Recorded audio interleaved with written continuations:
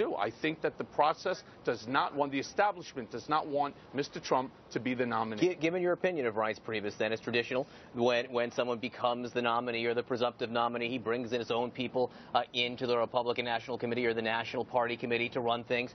Would you want Reince Priebus to stay in power, stay chair of the RNC? That's Mr. Trump. That's Mr. Trump and a campaign I'm asking decision. Me personally, I'm actually a registered Democrat, so I don't really care about Reince Priebus. You can't vote. Can you vote? You're you not can't voting vote for Donald Trump? Not in the primary. So his kids can't vote, and you can't vote in the primary tomorrow.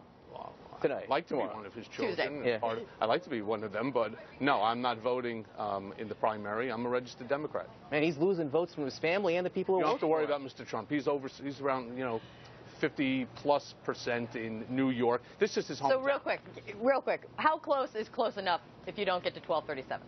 Well, first of all, I think he's going to get to 1237, but I don't think it's my opinion regarding close. Within 100 points should be fair.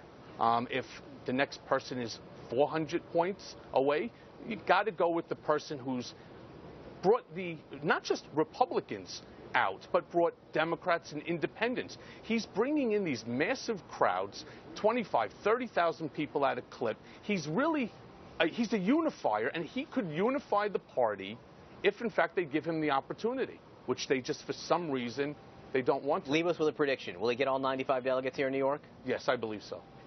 Michael Cohen. So. Michael Cohen, a man never short on opinions. Nope. Thank you. Thanks for coming in, Michael. Really appreciate it, Michael.